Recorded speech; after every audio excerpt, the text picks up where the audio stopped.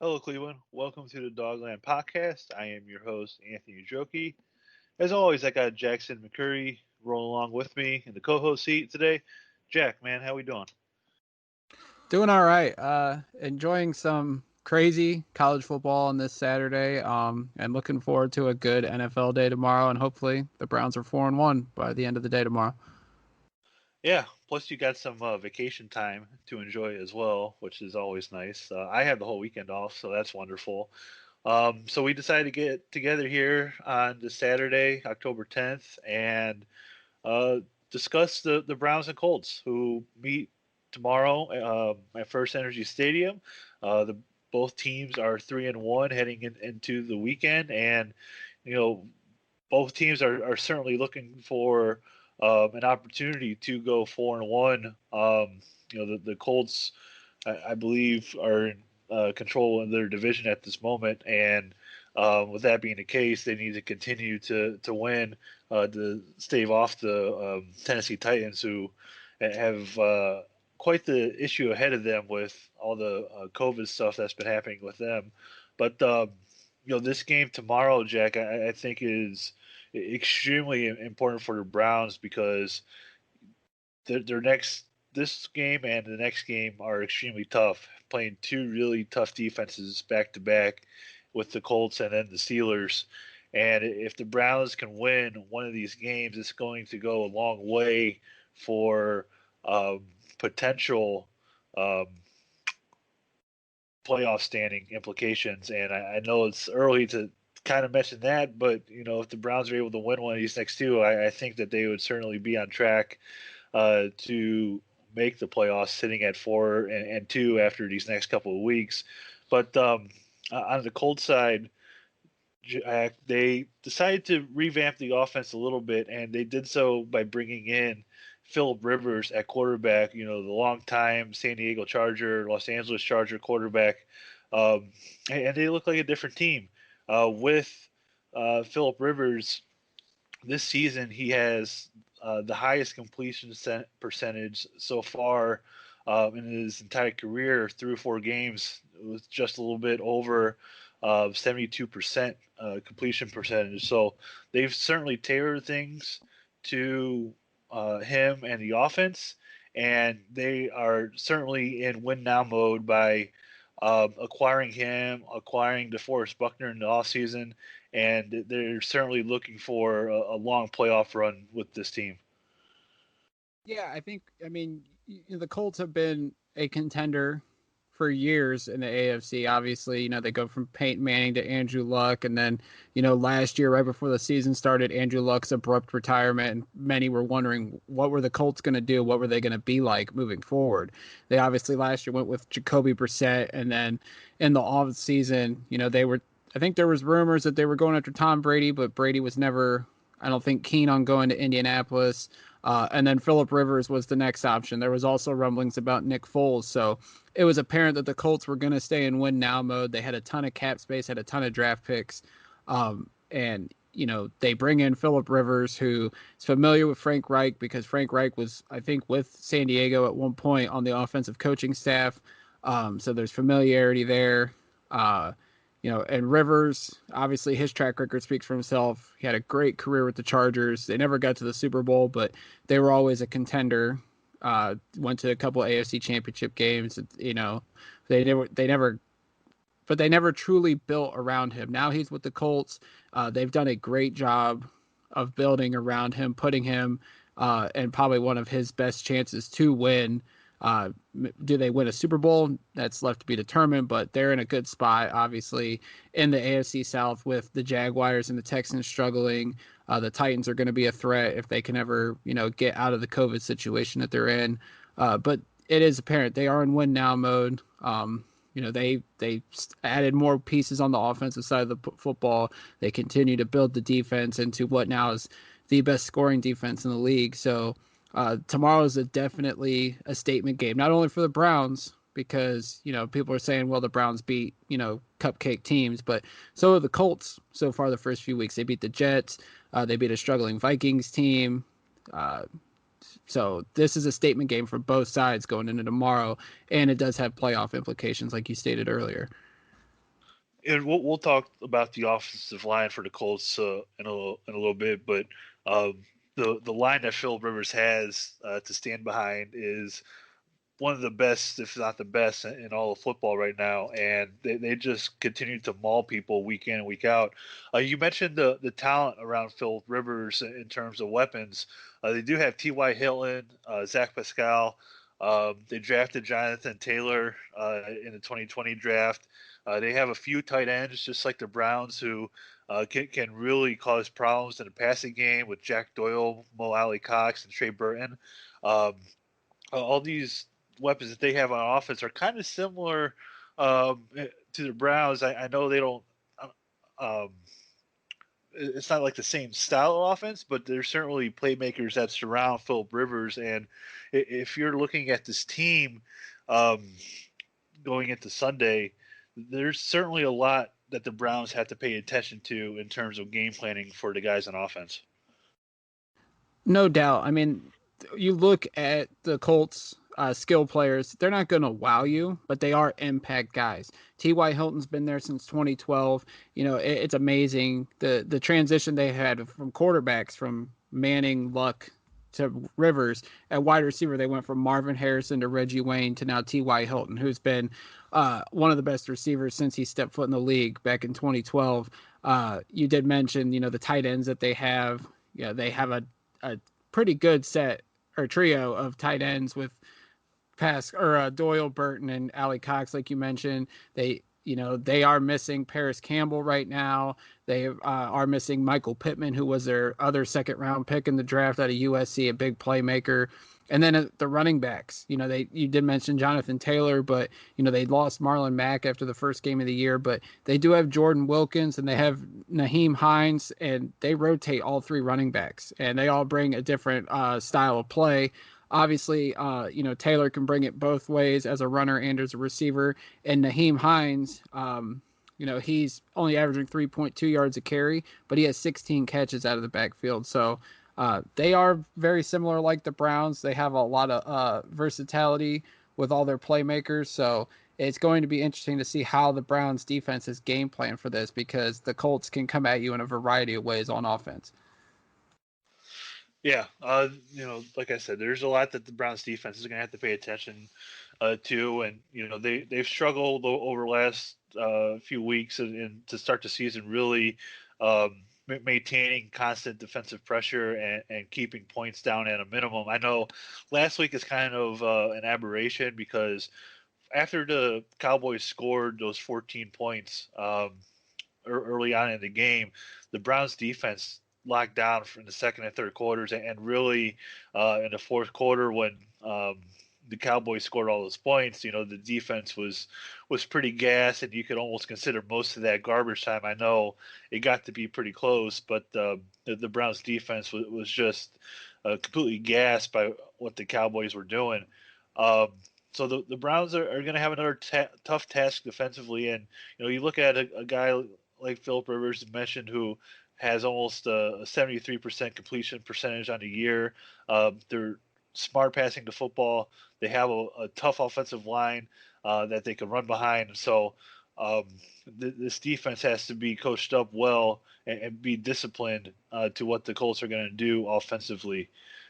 On the defensive side, and I guess more so for the offensive side for the Browns, Baker Mayfield needs to continue to play smart football. He hasn't turned the ball over the last 2 weeks, which is a huge step in his development, especially after having all those interceptions last season. And when you look at this Colts defense, who added a lot of players, a lot of talented players this past offseason, um, with DeForest Buckner, Justin Houston, Xavier Rhodes. They had a lot of guys on this defense, and the Browns and specifically Baker Mayfield need to continue to do a good job of protecting the football because this defense, like you mentioned, is the top scoring defense in the NFL right now, and you're not going to get too many opportunities to put the ball in the end zone. So when you get down, and I said this about the Ravens game, when you get down near the red zone, you have to convert into touchdowns. You can't trade field goals with this team, I feel like. And if the Browns are going to have any chance to moving to 4-1 on Sunday, they need to score when they get down into the red zone, and they certainly cannot turn the football over. Yeah, much like they built this offense, the Colts defense has been slowly building over the last couple of years. And then this past offseason, I thought they added Justin Houston this offseason. It was actually last offseason, so it was my mistake, Anthony. But No worries. no, but they did add Houston a couple years or last offseason. Darius Leonard, who's obviously out, but he's been the leader of their defense since he was drafted in the second round back in 2018. They've been, slowly adding guys like on the defensive front, Danico Autry and Grover Stewart. And in the middle of their defense, Anthony Walker and Bobby Okereke. And then you look in their secondary. Rocky Singh was a second round pick last year. They've added Kenny Moore, T.J. Carey. They obviously added Xavier Rhodes, who was struggling in Minnesota, but so far this season, he's having a career year. So obviously the Colts believed in him and what he could do for their defense, and it's paying off so far. So, but like you said, Baker Mayfield, he's got to play smart. This rushing, and the thing is, the Browns' rushing attack has been strong for the first four games, but the Colts' run defense has been just as strong in the first four games. They're in the top five in terms of rushing defense, just like the Browns are as well. So, while the Browns do rely on that running game, they're going to have to probably ask Baker Mayfield to do a little more in the passing game. And I think they're slowly bringing Baker along and just having him do what they're asking of him. If they ask for a little more tomorrow in the game, is he going to be able to execute? I think he will, because while they do have Rocky Singh, T.J. Carey, and Xavier Rhodes, are those guys good enough to contain Odell Beckham, Jarvis Landry, and especially our tight end group? It'll be determined. I would think that our offensive skill players have the edge, but we have to wait until they get on the field Sunday to find out. With this coaching staff and Kevin Stefanski with Baker Mayfield, I feel like there was a lot of deep programming that they had to do. Last season there's a lot of Wild Baker with all the turnovers, and I think what you've seen so far this year is a slow process to bring him into this offense, especially without having a training camp, having off-season workouts. With the COVID situation, they've certainly, I think, taken their time into slowly building him up, building confidence, getting him um, a grasp of this offense and what Kevin Stefanski wants to do. And I think you're starting to see that pay off. Especially against Dallas, you saw some of that with the stuff to Odell. In that game. So he just needs to continue to be smart, and I think the coaching staff and Stefanski is going to continue to do a really good job to put him in the spot to make proper decisions, smart decisions, and to really not be all over the place and turn the football over, which he did a ton of last year. You mentioned that the Colts will be without Darius Leonard on defense, but they on the offensive side, they will be without their left tackle Anthony Costanzo, and one of our writers, Zach Striebler, we just put the article out, wrote a matchups to watch, and this is a very intriguing one because they're not going to have their starting left tackle. Instead, they're going to start fourth year tackle LaRaven Clark at the left tackle position on Sunday, and he's going to have to go up against Myles Garrett. Now, this certainly is a great matchup if you love offensive line and defensive line play because both uh, both teams have really good offensive lines and really good defensive lines. So the battle in the trenches is really what's going to determine this game. But Jack, this is another game where the team the Browns are facing are not going to have their starting left tackle, and I would think you would expect Myles Garrett to continue to have the type of success he's had this season, which has included 5 sacks and 3 strip sacks, and really put pressure on Philip Rivers and this Colts offense. Yeah, not only Myles Garrett, but you have to think Olivier Verdon, Adrian Claiborne if he's healthy, and Porter Gustin. I mean, Myles Garrett's been playing both sides of the defensive line. So, uh, while you might focus him on the left tackle just because Costanzo's out, I mean, you've seen him go up against the right tackle plenty too. So, but like you said, this is, if you love trench play in football, this is going to be a joy to watch on both sides because our offensive line's great, their defensive line's pretty good. Our or their offensive line's pretty good. Our defensive line's pretty great. So it's going to be fun to watch. I know a lot of people focus on the skill positions because that's the where the sexy plays happen, and I can't disagree there. But watching the lines of scrimmage is going to be a joy to watch. But yeah, I mean, with Costanzo going down, he's been the man at left tackle for the Colts for a decade now, and for him not to play, that's huge for them. So hopefully the Browns capitalize that. I'm sure you'll see Myles Garrett go up against LaRaven Clark quite a bit, but I trust the rest of our defensive line group, or especially our edge rushers. Claiborne's been solid when he's been on the field, and obviously Porter Gustin's been a surprise to plenty of Browns fans, although some knew the talent was there. So I expect our edge rushers to go crazy on LaRaven Clark comes Sunday afternoon. I think one of the most intriguing matchups I'm excited to watch is to see that the battle in the interior because the Colts have a guy named Quentin Nelson who is by far the best guard in all of football, and the dude is just physical. He's violent, and uh, on the other side of the ball with the Browns, they have Sheldon Richardson, and Larry Ogunjobi is not going to play, so it's going to be a rotation of Jordan Elliott, Vincent Taylor, and we'll see if anybody else gets in there at tackle. But um, Jack, when you look at the battle in the interior between the Browns and the Colts, this is certainly one that's could be certainly classified as a heavyweight boxing bout. No doubt. I was talking with Stephen Thomas, our buddy, earlier on Twitter, and we're talking about Jordan Elliott, the third round pick out of Missouri. He's gonna get his first start tomorrow with Ogunjobi sidelined. And I said, what a baptism by fire for your first NFL start. You get to go up against Quentin Nelson. But obviously, Sheldon Richardson will get to have his chance to battle with him. Nelson has been unbelievable, although, he was, I think, according to a lot of people, the best player in the draft in 2018. And you got to think of the guys that are at the top of the draft class: Baker Mayfield, Saquon Barkley, Bradley Chubb, Denzel Ward, and a guard was rated as the best player according to some. I mean, not saying what he's done here in 3 years. He's been the best guard, like you mentioned.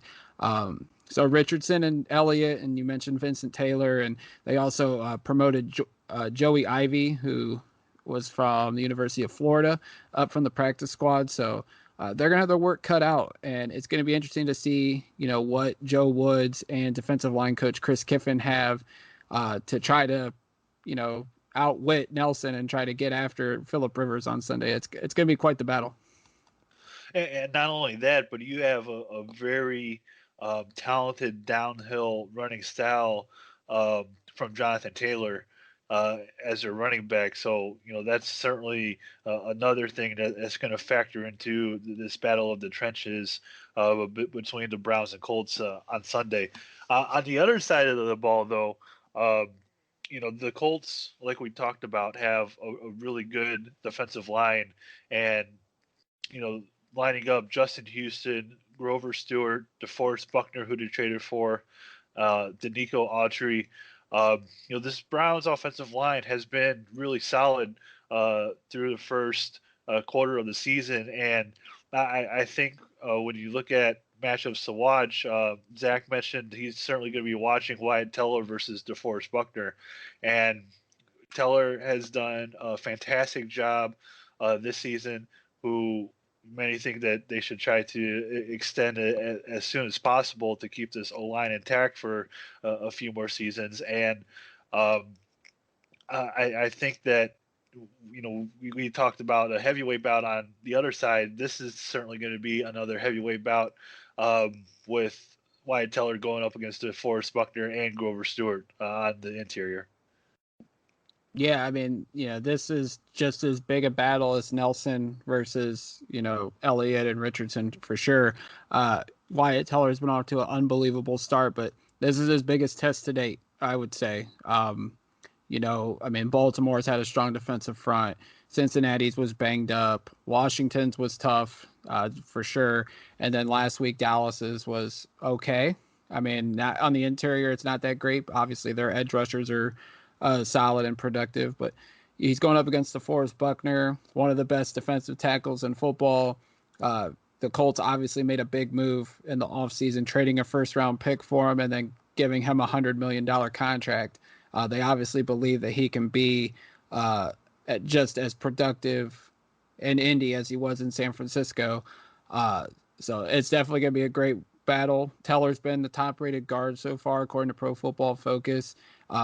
If you look at the pictures of him in Buffalo and what he's transformed his body into in the last 2 years, and obviously working alongside Joel Bitonio, J.C. Treader, and obviously adding Jack Conklin and Jedrick Wills, the Browns' offensive line has transformed just in a year. So definitely going to be an exciting battle to watch. And like I said, if you love the line of scrimmage battles in football, tomorrow's is definitely going to be a treat between the Browns and the Colts. More so on the Colts defense, we briefly talked about Darius Leonard being out, and with him being out, the Browns on the other side have three really solid tight ends, and David Njoku will make his return to go along with Harrison Bryant and Austin Hooper. And Jack, I think that when you look at a defense that is really tough, those passes to the tight ends, and especially what these guys can do in the running game. And I think I mentioned it on Twitter during the game against the Cowboys on Sunday, is that uh, Bryant is becoming one of my favorite players on the way he gets after it in the running game. Um, he is not afraid, even as a rookie, to block anybody. So, when you have a solid defensive line like the Colts do, I'm really intrigued to see how Bryant is going to go up against some of these guys in the running game when they ask him to block. And uh, especially in the passing side of things, these three guys can cause lots of problems. And I'm very curious to see how that's going to turn out um, without them having one of the best players on their defense in Darius Leonard. Yeah, I mean, like I said, them losing Leonard's a tough blow, but their other linebackers they've been all right. I mean, Okereke is, I think, a guy that the Browns are going to hone in on in terms of passing plays with tight ends. According to Pro Football Reference, he's giving up uh, 12 of 13 uh, passing attempts. When they're targeting him, he's given up a 94.9 QB rating. So that's obviously pretty big. So I would expect the Browns to pencil in on him for sure. They have Anthony Walker there as well. His QB rating when they're opposing offenses are targeting him is a 75.6. So he's right there with Darius Leonard in terms of coverage. He's pretty solid as well. So but Leonard is all over the place. He is obviously their leader on defense. So it's going to be interesting to see what the Colts defense does to make up for it. I don't think you can replace a guy like Darius Leonard, but Walker seemed to have played pretty well. Okereke is okay, but I think the Browns are definitely going to pick on him. We'll see if he can stand up to the challenge. And like you said about Harrison Bryant, he has been pretty damn good so far as a fourth round pick. And I'm with you. I love watching him play. Even if the guy is bigger than him, he is not afraid to go up to battle in terms of blocking. So, guy, just so that Kareem Hunt or Nick Chubb or whoever's back there in the backfield, if he can open up a lane for a run, Bryant's going to take that battle. So, definitely going to be something to watch tomorrow. And then obviously David Njoku back. I think we all know what he can bring to the table as a playmaker in the receiving game. Wonder if he's studied film and seen what can be able to do in terms as a blocker, because he hasn't been the greatest blocker here his first few years in Cleveland. So I think he knows that if he wants more playing time, he's seen what Bryant's done in terms of blocker, and Njoku hopefully has improved in that aspect as well.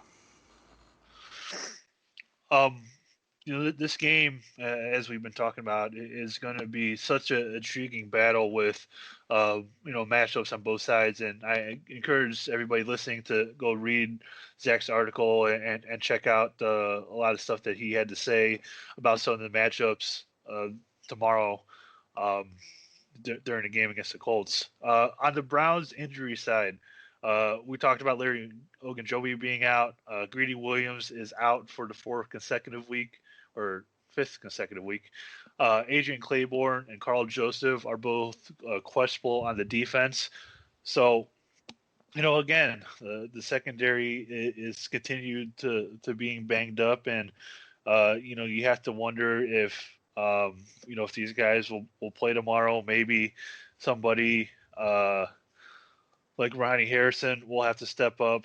Maybe Sheldrick Redwine will have to step up tomorrow if Carl Joseph cannot go.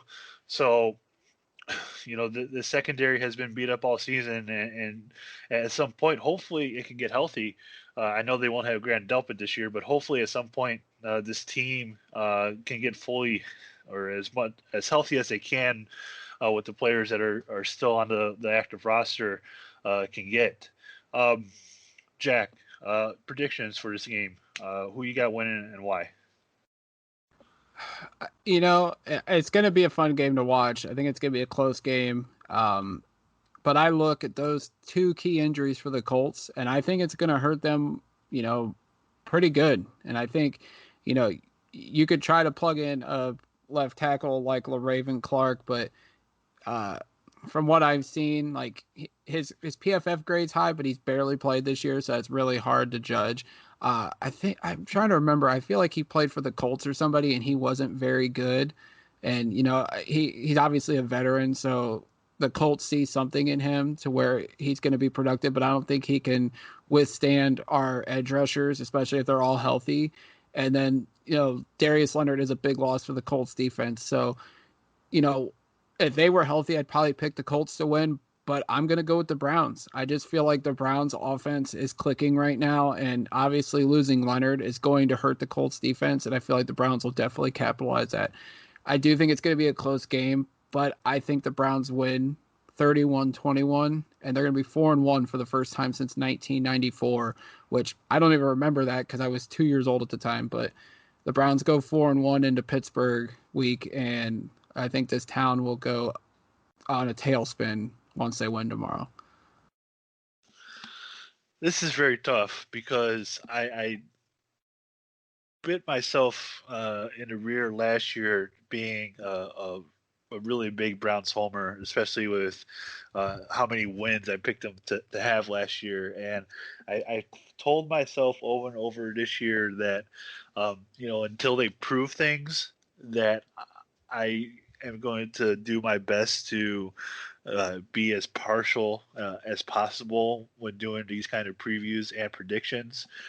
But I just feel like you mentioned the injuries, and with how things have progressed over the last 3 weeks since the Baltimore game, and the way that this offense um, has continued to build itself up. I know they won't have Nick Chubb tomorrow, but the way that this offense has continued to get players involved, like Austin Hooper, uh, like Harrison Bryant, like OBJ, like Kareem Hunt. They've kind of slowly uh, build these guys up, and at some point, this thing is going to explode. I don't know if it's going to be tomorrow against the Colts, but I think that you're going to see this offense continue to have some really good success against this Colts team, and like you, I think it's going to be a close game. I don't know if it's going to be a double-digit victory, like you said, but I am going to pick the Browns to win tomorrow, and I will say that they win this game. It's going to be a close defensive battle, I feel, when it all comes down to it, and I think the Browns win this one 23 to 20. I think it's going to be super close, and um, hopefully the Browns can make a stop on defense like they did against Dallas last week to seal things, and hopefully they're going into the Pittsburgh week 4-1, and who knows, maybe Pittsburgh will be 4-1 or 5-0 headed into that battle next Sunday. Yeah, definitely. I mean, I did. It's gonna be a tough game. I've seen some people saying that the Browns are definitely gonna win. I wouldn't say that just yet. This is the toughest opponent the Browns have had so far this year. We can't take the Colts lightly. They have a great defense even without Darius Leonard. It should be a fun game to watch. I'm kind of disappointed it's a 4:25 game, but uh, excuse me. Uh, makes it worth the wait. It's a shame though that a limited portion of the country is only getting to watch this game, and they have to watch the Cowboys Giants game instead. So, sorry, America. Yeah, America's team is playing on one side with the Cowboys and Giants, but the world's team is going to be playing on the other side with the Browns and Colts. So this matchup tomorrow is going to be very exciting. It's going to be fun to watch, and hopefully, when we get together tomorrow after this game, we'll be talking about another victory, and the Browns will be 4-1. As always, follow the podcast on Twitter at the Dogland. Be sure to follow me at Anthony Joki, Joki. Be sure to follow Jack on Twitter as well at Jack McCurry 08. With all that, we're going to get on and out here. And most importantly, go Browns.